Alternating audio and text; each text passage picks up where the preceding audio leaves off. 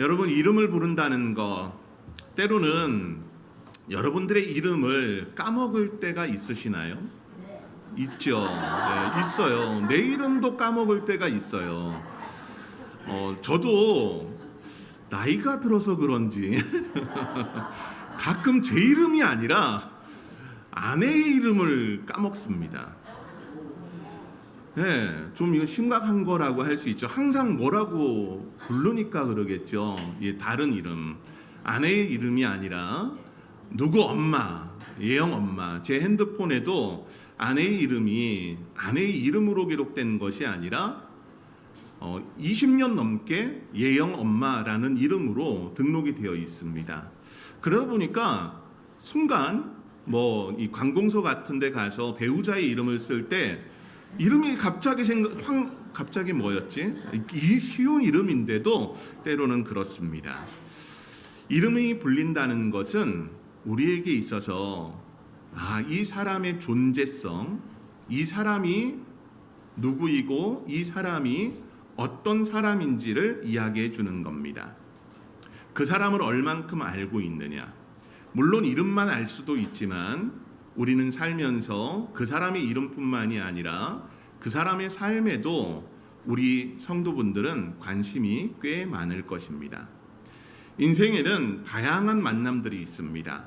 그 수많은 만남들 속에 어떤 사람은 정말 스쳐 지나가듯 지나가고 어떤 사람은 내 인생을 바꿔놓는 그런 계기가 되기도 합니다. 스쳐간 사람들의 이름은 잠시 잠깐이지만 여러분들이 알고 있다가 어느새 잊혀지는 이름이지만 여러분 인생에 중요한 이런 결정과 삶을 바꿔놓은 분들의 이름은 너무나 잘 기억합니다. 성도분들 중에 이런 분들이 계셨어요. 큰 병이 들어서 수술을 했는데 수술한 선생님의 이름을 10년이 지났는데도 그 선생님의 이름을 알고 있는 거예요. 정말 대단하더라고요. 여러분 그렇게 되던가요? 여러분을 수술해 주신 분, 그 선생님, 잠깐 병원에서 만났고 그분을 통해서 치료를 받고 수술을 받고 회복이 된 가운데 그분의 이름은 10년이 지나고 20년이 지나도 아마 잊혀지지 않는 이름이 되어질 수 있을 겁니다. 여러분, 우리의 인생에 바로 이런 만남의 역사, 오늘 성경을 보게 되면은 우리는 이 본문의 내용을 삭개오의 이야기로 너무나 잘 알고 있습니다. 그러나 삭개오의 이야기가 아니라 바로 예수님의 만남 이야기입니다. 오늘 이 이야기 가운데서 여리고를 지나가시던 예수님이 단순한 호기심에 이 나무에 올라간 한 사람을 만나심 가운데 그 짧은 순간의 만남이 인생 전체를 바꿨을 뿐만이 아니라 복음 안에 거함 가운데 구원을 받은 놀라운 사건이라는 것을 기억하면서 말씀 안으로 들어가는 귀한 성도분들 되기를 소망합니다. 여러분, 한 주간 동안 누가복음 말씀 읽으셨죠? 24장의 이 말씀을 우리가 쭉 보게 되면은 사실 오늘 이 본문의 말씀을 전하려고 했던 의도보다는 15장에 나오는 잃어버린 양이나 드라크마 또 탕자의 이야기를 전도축제를 앞두고 전하는 것이 제 입장에서는 더 나을 것으로 저는 생각을 합니다. 전도의 중요성, 이런 부분들을 이야기할 수 있잖아요. 그런데 누가복음을 읽다가 이 삭개오의 이야기를 마주하면서 주님이 나를 부르셨고 나를 너무나 잘 알고 있으시다라는 그런 내용들이 저에게 와닿습니다. 주님은 우리를 너무나 잘 아십니다. 처음 보시는데 그 주님이 우리를 너무나 잘 알고 계심은 우리의 속을 꿰뚫고 보고 계심이며 우리를 구원하기 위해서라는 것, 그 구원의 역사가 나에게 있었음에 우리 성도 여러분들이 한 주간 동안 기도했던 여러분들의 VIP들에게도 있기를 소망합니다. 자, 그럼 말씀으로 들어가 볼까요? 오늘 1절 말씀을 보면은 매우 짧고 단순한 문장으로 기록되어 있습니다. 예수께서 여리고로 들어가 지나가시더라. 여러분, 이 짧은 구절이 이 한 절 안에는 복음의 내용이 압축되어 있습니다. 여러분, 여리고 하면 어떤 이미지가 가장 먼저 떠오릅니까? 여리고 하면은 우리는 성경에서 가장 많이 이야기 들었던 것이 여호수아서에 나오는 여리고성이 무너지는 사건을 우리는 가장 먼저 떠올립니다. 그러다 보니 여리고에 대한 부분 안에서는 그 무너진 도시, 바로 하나님께 저주받은 도시로 이렇게 기억을 하고 있습니다. 하지만 이 여리고 안에서는 놀라운 하나님의 그 사랑의 역사, 주님의 은혜가 무엇인지를 누가복음은 우리에게 잘 보여줍니다. 이 본문이 바로 시작하기 전 18장 35절 말씀을 보면은 여리고에 가까이 가셨을 때라고 하면서 여리고에 가까이 가셨을 때 맹인 한 사람이 예수님께 나아가게 되고, 이 맹인이 예수님을 향해서 다윗의 자손이여 나를 불쌍히 여기소서 했을 때 그의 모든 이 앞을 못 보던 것들이 밝히 봐지는 역사, 내 믿음이 너를 구원하였느니라 라고 하면서 하나님을 찬양하는 일들이 바로 여리고 가까이 갔을 때에서부터 있었습니다. 그리고 예수님이 여리고 안으로 들어가십니다. 근데 여리고는요, 우리가 다 한 가지 고정되어 있는 부분, 여리고성, 무너진 여리고성만을 생각을 하는데, 사실 여리고라고 하는 그 땅은 굉장히 넓습니다. 여러분, 구미라고 하면 우리가 살고 있는 이 서쪽의 봉곡동뿐만이 아니라 저 동쪽에 있는 장천, 거기도 구미죠. 저 남쪽에 북삼 가기 전에 있는 오태동, 거기도 구미죠. 저 북쪽으로 선산 북쪽이 있는 그것도 구미 아닙니까? 여리고는요 굉장히 사실 넓습니다. 우리가 알고 있는 여리고성은요 그 성의 크기가 그리 크지 않습니다. 이 무너진 여리고성은 여리고의 북쪽에 위치해 있고요, 예수님이 지금 길 가시고 있는 삭개오를 만나는 여리고는 여리고에서 중앙쯤 됩니다. 그리고 실제 신약 시대 때 여리고는 이 여리고의 서쪽에 해당되는 곳입니다. 그래서 그 서쪽에 뭐가 있었냐 하면은 헤롯의 겨울궁, 그리고 행정 도시들, 많은 제사장들이 이 여리고에 당시에 살고 있었습니다. 왜냐하면 여기 여리고에서부터 예루살렘으로 올라가는 그 길은 반나절이면 갈 수 있는 길이었기 때문에 당시에 여리고에는 많은 사람들이 살았습니다. 거기다가 여리고는 이스라엘을 들어올 때 또 나갈 때 필수적으로 거쳐야 하는 도시가 바로 여리고였습니다. 여리고에 대한 이미지가 우리가 저주받은 도시라는 것이 좀 강하기 때문에 그렇지, 요세푸스라고 하는 역사가는 이 여리고를 이야기할 때 세계에서 가장 기름진 도시라고까지 이야기를 합니다. 왜냐하면 제가 2월 달에 여리고를 방문을 했을 때 그 여리고에는 곳곳마다 버스를 타고 가는 곳에 종려나무가 굉장히 높게 서 있었습니다. 전부 다 종려나무 가지예요. 밭 자체가 굉장히 많은 종려나무 가지로 가득했습니다. 이 여리고가 유명하게 된 데에는 몇 가지 이곳에서만 나는 산물들이 있습니다. 어떤 게 있냐 하면 종려나무 가지에서 열리는 대추 야자. 여러분들 한 번쯤 아마 먹어보신 적 있는 대추 야자 열매가 이곳에서 생산이 됩니다. 근데 그 맛이 얼마나 맛있는지 몰라요. 제가 먹었던 대추 야자는 다 가짜예요. 그 정도로 크기도 크고 맛도 당도도 굉장히 좋습니다. 이 여리고는 대추 야자만 유명했던 것이 아니라 바로 향유도 유명했던 곳입니다. 그래서 이곳에서 생산되는 향유 또 향신료들이 세계 곳곳으로 퍼져나가게 됩니다. 또 여리고 같은 경우는 바로 요단강 서쪽에 위치하고 있었기 때문에 이 요르단, 지금의 요르단과 나가는 그런 관문의 역할을 했던 곳입니다. 그러다 보니까 이 여리고는 굉장히 빈부의 격차가 심했습니다. 갑자기 빈부의 격차 이야기하니까 이상하죠. 여리고 헤롯 왕의 궁이 있고 또 제사장들이 살고 행정도시였던 곳은 굉장히 이 마을들이 건물들이 삐까번쩍했었지만은 오늘 본문에 등장하고 있는 삭개오가 올라갔던 나무가 있었던 이 돌무화과 나무가 있던 곳은 굉장히 가난한 사람들이 살았던 곳입니다. 그러니까 같은 여리고인데도 빈부의 격차가 굉장히 심했던 곳이 여리고입니다.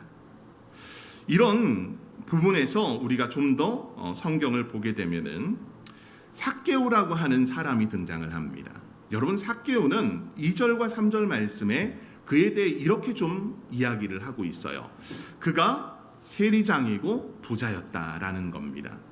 세리장이면서 부자였다라는 것은 이 사람이 로마의 그 권력에 등을 업고 사람들에게 돈을 걷는 그런 일을 하는 사람들 중에 최고의 위치에 있었다는 겁니다. 오늘날로 이야기하면 세무서장 정도로 우리가 보면 좋을 것 같습니다. 한 지역의 세무소장이라면은 굉장히 오늘날 끝발 있는 위치에 있는 사람 아닙니까? 그런데 그 사람이 어때요? 부자였대요. 굉장히 부유하게 살았다는 것. 그래서 이 삭개오의 집은 우리가 유추해 볼 때 이 헤롯 궁이 있었던 아름다운 건물들이 들어가 있던 곳에 이 삭개오의 집이 있었을 가능성이 매우 큽니다. 왜? 당시 행정구역상 세리장이었고 또 그는 부자였기 때문에 그는 많은 소유를 가지고 있었기에 그런 큰 집에 살 수 있었습니다. 근데 이 사람이 지금 있는 현장이 어디냐 하면은 바로 돌무화과 나무가 있는 곳이었다는 겁니다.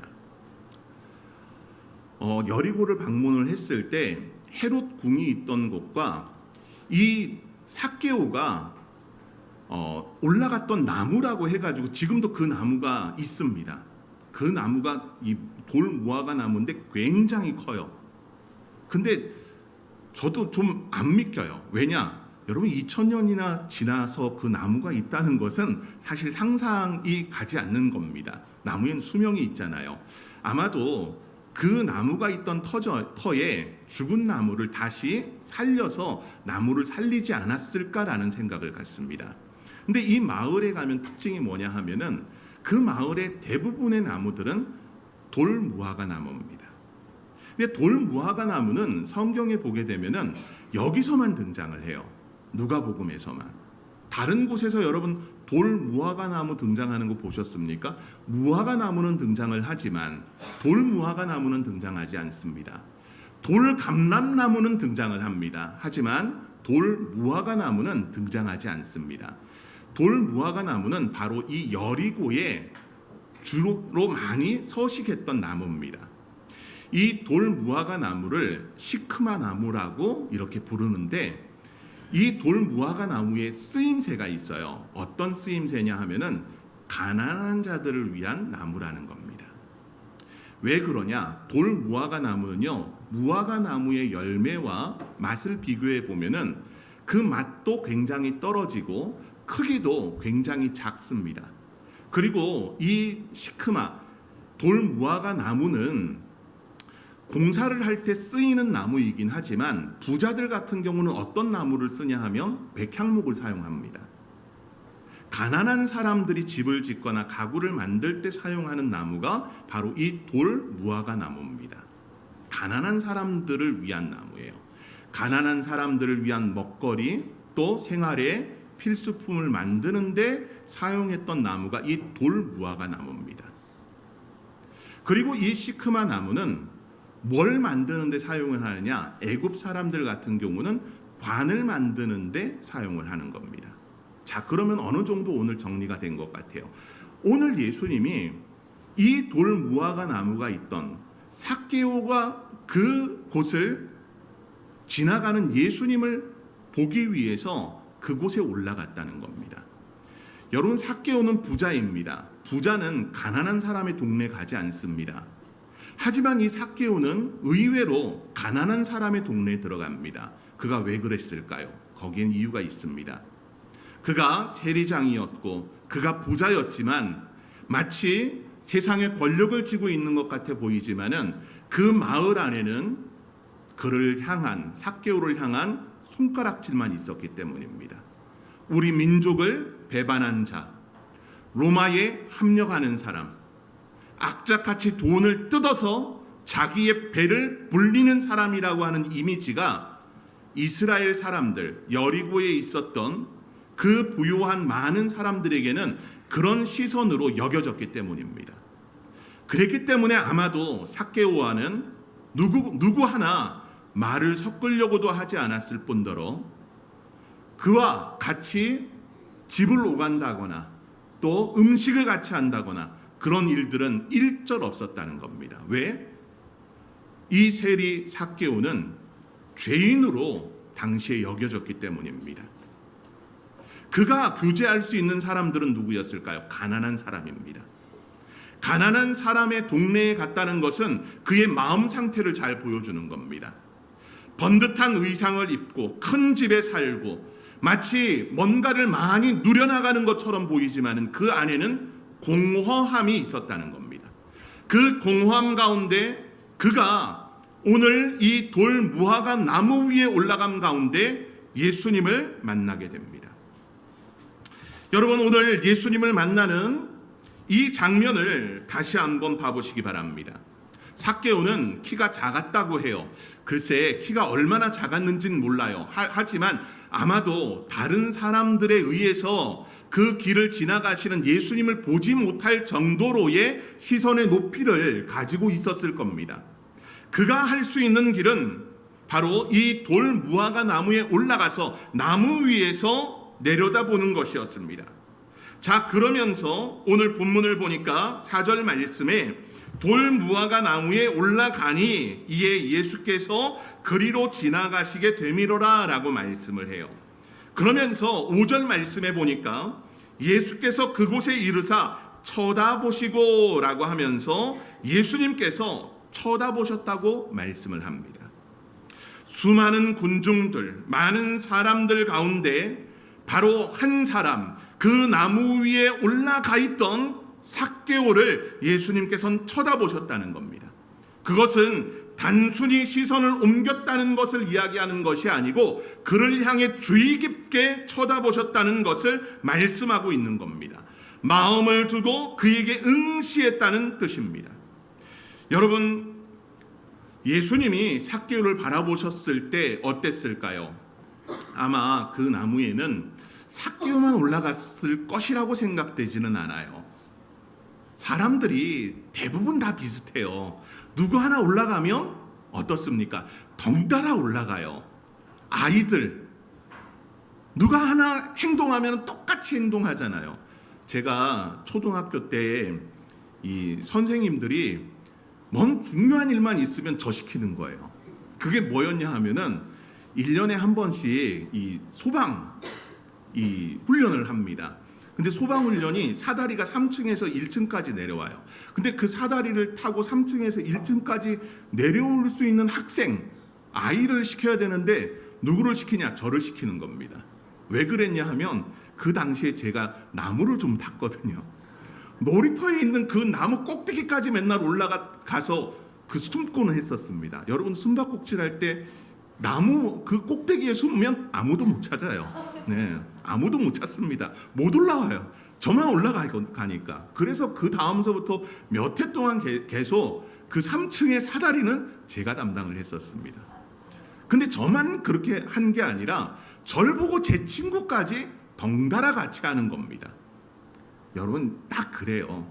아마 삭개오가 그 나무에 올라갔을 때 삭개오만 올라갔을 것이라 생각되진 않습니다. 그 나무의 크기를 보면은 수많은 사람들, 아이들이 올라갈 수 있을 정도의 나무입니다. 그 나무에 한번 생각해 보십시오. 당시의 가난한 동네에 사람들이 입고 있는 옷과 아마 세리 삭개오가 입고 있는 옷은 달랐을 것입니다.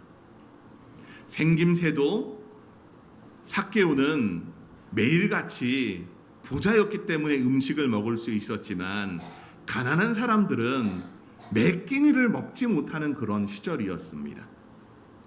오늘 예수님이 삭개오를 주목해 봅니다. 그 삭개오를 주목해 보심에 오늘 예수님은 그를 향한 부르심의 모습을 본문은 또한 보여줍니다. 5절 말씀에 빨간색으로 되어 있는데 우리 성도 여러분들 함께 읽어보기를 원합니다. 시작. 삭개오야 속히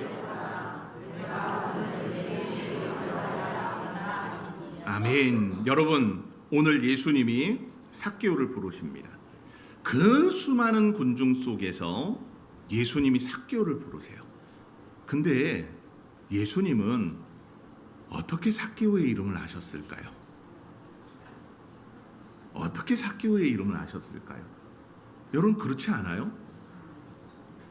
아니, 그 위에 올라가 있는 사람이 명찰을 요즘처럼 무슨 관공서 직원처럼 명찰을 하고 있는 것도 아닐 텐데 예수님은 그를 바라보시면서 삭개오야 속히 내려오라 라고 말씀하십니다.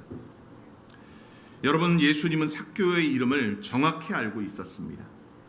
그의 이름을 알고 있었을 뿐만이 아니라 그 인생의 목마름과 죄의 무게에 대해서도 알고 계셨고 그 마음을 향해 예수님은 걸어가셨습니다. 여러분, 이름을 부른다는 것, 우리가 설교를 시작을 하면서 여러분은 여러분들의 이름, 옆에 있는 분들의 이름을 불렀습니다.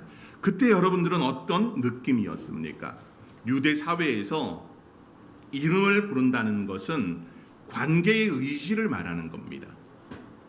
내가 이 사람과의 그 관계를 맺겠다는 그런 의식적인 그런 의미가 담겨 있는 겁니다.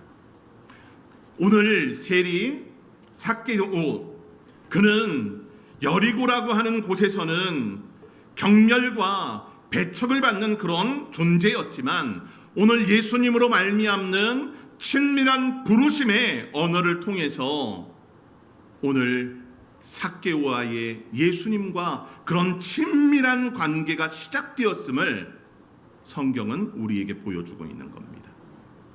여러분, 이것은요 당시의 그런 기준으로 보면은 놀라운 사건입니다. 왜냐하면 유대 문헌 중 실학서라고 하는 이 문서가 있어요. 이 문서는 지혜서, 집회서라고도 그렇게 불리는데 그 책에는 죄인들과 세리들과 식사를 하는 것은 율법을 어긴 것으로 간주합니다. 하지만 예수님은 오늘 그 금기를 깨시는 거예요. 그리고 그 죄인의 이름을 부르시는 가운데서 그와 사귐, 교제를 하시겠다, 그 집에 들어가서 함께 유해야 되겠다라는 것은 그의 모든 죄의 사심의 부분을 우리에게 보여주고 있는 겁니다. 여러분, 부름은 큰 은혜입니다. 삭개오는 예수님을 보기 위해 나무에 올라갔지만 예수님이 그를 보기 위해 여리고에 들어가신 것이고 그를 보기 위해, 그와 교제하기 위해 삭개오가 그 돌 무화과 나무 위에 올라갔던 겁니다.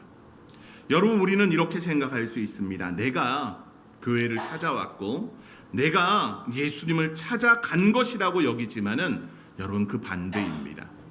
여러분이 교회에 찾아온 것이 아니라 주님이 교회로, 주님이 여러분들을 만나 주셨다는 것, 우리는 이 사실을 놓치지 않기를 원합니다. 삭개오는 그 인생에 있어서 가장 큰 충격을 받았습니다. 어떻게 나 같은 사람을 알고 내 이름을 부르시지? 왜 네 집에 유하시겠다고 하시지? 여러분, 이전까지 경험해 보지 못한 바였을 거예요. 누구도 내 집에 들어오겠다고 하는 사람이 없었는데 예수님만이 내 집에 유하여야 되겠다. 누구도 내 이름을 부르지 않았는데 예수님만이 내 이름을 불러주셨다는 겁니다. 여러분, 이것이 바로 복음입니다. 성도 여러분들, 오늘 예수님이 이 삭개오를 만나신 그 모든 것도 은혜이고, 그 집에 들어가고 그를 만나주시고 불러주신 것도 그 모든 것이 은혜입니다. 여러분은 은혜 안에 살고 있지 않습니까? 우리가 은혜 받고 산다라는 것, 세상적인 개념들이 너무 강해요. 마치 돈이 많으면, 권력을 가지면 우리는 그것이 은혜라고 여깁니다. 여러분, 오늘 이 삭개오 사건은요, 18장에 이 부자 관리의 이야기와 맞닿아 있습니다. 18장 30절에 등장하고 있는 이 내용을 좀 보세요. 18절서부터 30절에 등장하는 이 부자 관리의 이야기. 마가복음이나 마태복음에서도 이 내용을 담고 있는데, 여러분, 이 사람은, 부자 관리는 율법을 다 이행했던 사람입니다. 그가 어떻게 구원을 받느냐고 하면서 영생을 얻느냐, 그 문제를 가지고 예수님께 나가요. 근데 예수님이 뭐라고 하시느냐? 모든 계명을 지키는 것을 말씀하셨을 때 그는 그 계명을 어려서부터 다 지켰다고 해요. 그리고 나서 말씀하시는 것이 뭐냐? 우리 누가복음 18장 22절 말씀 함께 읽어볼게요. 시작. 예수께서 한 가지 부족한 것이 있으니 내게 있는 것을 다 팔아 가난한 자들에게 나눠주라. 그리하면 하늘에서 내게 보화가 있으리라. 그리고 와서 나를 따르라 하시니. 아멘. 여러분, 오늘 이 부자 관리는 영생에 관해서 많은 관심을 가졌고 예수님께 나왔던 거예요. 예수님이 말씀하신 것이 뭡니까? 한 가지 부족하대요. 그게 뭐였어요? 내게 있는 것을 다 팔아 가난한 자들에게 나눠주라. 그리고 나를 따르라고 말씀하십니다. 여러분, 이 말씀에 부자 관리가 반응을 어떻게 보이느냐? 23절 말씀 보니까 그 사람이 큰 부자이므로 이 말씀을 듣고 심히 근심하니라. 여러분, 그래서 이 부자 관리의 내용을 보게 되면은 부자 관리라고만 되어 있지 이름이 언급됩니까? 이름이 언급 안 됩니다. 근데 삭개오는 어때요? 이름이 언급돼요. 그 이유도 다 여러 가지 부분이 있습니다. 여러분, 삭개오가 예수님을 만났어요. 그의 이름을 불러주셨고 그 집에 유해야 되겠다. 세상 누구도 그와 교제 안 하려고 했는데 예수님만이 그렇게 해주셨대요. 그러니 예수님을 만난 삭개오는 어떤 반응을 일으킵니까? 예수님이 이 말씀하시면 내가 다 따르겠다라고 하지 않아요. 마치 부자 관리에게 말씀한 것처럼, 야 세리, 삭개오, 너 그동안 벌어들인 수입 그거 다 남 속이고 남 등쳐서 번 거잖아. 그거 다 가난한 사람에게 나눠줘 라고 주님 말씀하지 않았어요. 예수님을 만난 이 삭개오가 예수님께 보인 반응이 뭡니까? 본문 8절 말씀을 보십시오. 삭개오가 서서 주께 여짜오되 보시옵소서. 내 소유의 절반을 가난한 자들에게 주겠사오며 만일 누구의 곳을 속여 빼앗은 일이 있으면 네 갑절이나 갚겠나이다. 여러분, 반응이 다르죠. 부자 관리는 예수님이 이렇게 하라고 했을 때 근심하며 예수님을 떠났지만, 삭개오는 예수님이 그 이름을 불러주시고 교제해 주심에 그의 인생에 찾아오셨을 때 오히려 예수님이 어떤 요구를 하신 것이 아니었는데도 자기의 소유의 절반을 가난한 자에게, 자기가 속여 빼앗은 것이 있다면 4배나 갚겠다고 하면서 자기 스스로 결단하고 예수님 앞에 그렇게 말씀하며 나가는 모습을 보입니다. 여러분, 이게 은혜 받은 자의 반응이에요. 여러분이라면 그렇게 할 수 있겠어요? 여러분의 소유 절반을 가난한 자에게 나눠주겠다고 말할 수 있습니까? 만일 속여서 번 재물이 있다면 4배나 갚겠다고 여러분들은 그렇게 말할 수 있겠습니까? 우리라면 그렇게 못할 거예요. 하지만 삭개오는 예수님이 자기의 이름을 불러주시고 자기와 교제하시고 내 집에 들어오셨기 때문에 그 은혜의 감격 안에서 그런 변화의 역사 속에 재물을 아까워하지 않는 모습을 보여줍니다. 돈의 쓰임새가 바뀌어요. 삶의 방향이 바뀌었던 것이 삭개오의 이야기입니다. 여러분, 우리의 인생도 그렇습니다. 예수님이 우리에게 찾아오심에 우리의 인생이 바뀌었지만 우리는 때로 머뭇거릴 때가 너무나 많습니다. 복음은요, 단지 나를 용서해 주시는 것이 아니라 여러분의 삶의 중심을 바꾸는 능력이라는 것을 잘 헤아리시기 바랍니다. 오늘 그러면서 예수님이 하시는 말씀 10절 말씀입니다. 9절과 10절. 오늘 구원이 이 집에 이르렀으니 이 사람도 아브라함의 자손이로다. 인자가 온 것은 잃어버린 자를 찾아 구원하려 함이니라. 예수님이 잃어버린 자를 찾아 직접 오셨습니다. 그 잃어버린 자를 찾아 이 땅에 오심에 오늘 이 삭개오에게 구원을 더하시고 너 또한 아브라함의 자손이라고 말합니다. 세상 사람들은 이 삭개오를 아브라함의 자손이라고 여기지 않았습니다. 하지만 예수님은 그를 인정하십니다. 그러면서 인자가 온 것은 잃어버린 자를 찾아 구원하려 함이라 라고 말씀하세요. 여러분, 이 사명이 예수님의 사명이었고 또 우리에게 위임된 사명이라는 겁니다. 삭개오는 그 삶의 자발적인 회개의 역사와 삶의 변화로 복음에 응답했습니다. 이 회심은 단지 마음의 변화에 머물지 않습니다. 예수님은 여기서 자기의 사역을 분명히 선포하셨습니다. 찾아오셨고 머무셨고 구원하시는 주님, 이제 그분의 사명이 우리의 사명이 되어야 됩니다. 전도란 결코 쉬운 것이 아닙니다. 하지만 주님이 우리에게 더하신 부여해 주신 사명임을 기억하면서 복음의 자리에 참여하는 믿음의 성도들 되기를 소망합니다. 오늘 삭개오의 이야기는 삭개오가 예수님을 찾아간 것이 아니라 예수님이 이 삭개오에게 찾아오셨듯 우리 또한 주님의 복음의 통로로서 찾아가는 자들 되기를 원합니다. 여러분, 가만히 머물러서 찾아오기를 바라십니까? 그것이 아니라 여러분들이 찾아감 가운데 주님의 마음을 가지고 그 사람의 이름을 부르면서 구원의 그 반열 안에 거하도록 귀하게 쓰임받는 우리 새로남 모든 성도들 되어서 10월 26일 예수님의 그 발걸음대로 우리 성도 여러분들이 구원의 그 발걸음의 역사에서 한 영혼을 구원하며 여러분들이 부르짖는 그 VIP들이 구원함을 얻는 역사가 주 안에 있기를 간절히 소망합니다.